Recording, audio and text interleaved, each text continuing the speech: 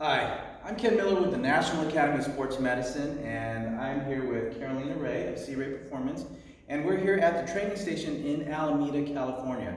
And we're going to film a video here for you for basically it's an intermediate level or strength level swimmer. So when I say strength level, this is assuming that the swimmer in this example has gone from the stabilization phase of training, and they're somewhere in the strength phase of their programming. So for the general person, if you want to try this, this is going to be a biased workout or movement preparation for the upper body. So try it out either way. We know you'll get better mobility out of it for the upper body.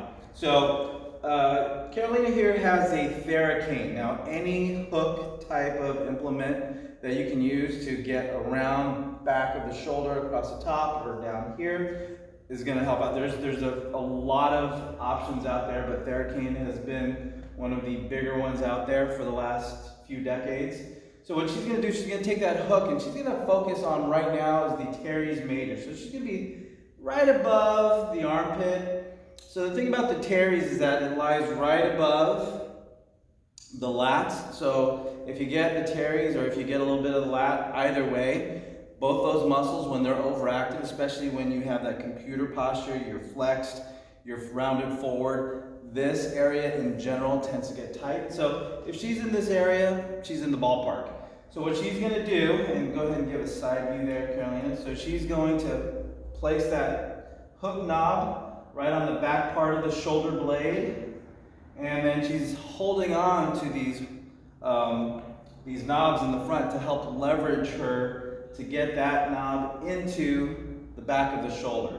Now, just like any other self-myofascial technique where you're using a foam roller or the hyper ice, the sphere, you're going to hold on to that spot for about 30 to 60 seconds or until you get about a 50% decrease in tension. So let's just say she's got that, it's calmed down a little bit, and she's going to go ahead and turn it around, and she's going to use this handle right here, and she's going to find a tender spot across the front of her shoulder.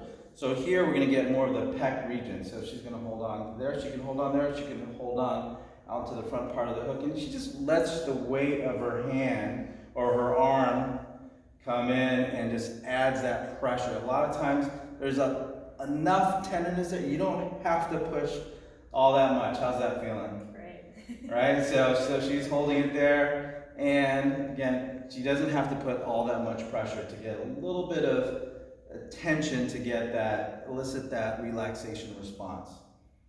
All right, perfect. So let's say that's 30 seconds. Great job. Now, the next thing to do is to stretch. So once we've applied the self-myofascial technique, whatever implement that you have available to you, now it's time to stretch. So Carolina here is going to start off with a pec stretch.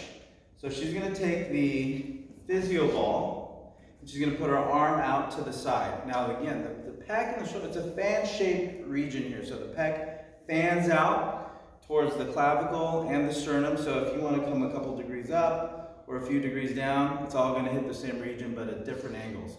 So she's going to hold out to the side. And what she can do is, instead of just dropping the shoulder and seeing that this pops out to the front, she wants to maintain good shoulder integrity. And if anything, she's just going to turn her chest away from her elbow. Now, you might see different variations of a pec stretch. This is just a ball version of it. She could easily stand in a door jamb, or if the door's narrow enough, you can put both arms up, or just focus on one side. But just like any other static stretch, you want to hold. Now what she's going to do here, because this is more of a strength-oriented program, she's going to go into the stretch, go to the point of tension, and then she's going to relax. So you'll see here, it's a very subtle move. So she's just going to come in, turn away, hold that for a couple seconds, then she's going to back off, and then she's going to re-engage. And as she re-engages or rotates, this ball is going to just go ahead and rotate or spin out a little bit and then come back in. And you'll get about 8 to 10 repetitions from that standpoint. So if there's a gradual buildup, she can do a static stretch first and then get into her active, especially if there's a lot of tension there. You know, sitting behind a computer or doing a lot of forward motions where she's going to elicit that tension across the front, which, again, a lot of swimmers do. go ahead and relax. So if she wanted to add a little bit of an active lat stretch to get the teres, that's also an option for her. All right, so now, 1 second. Like, wait a second.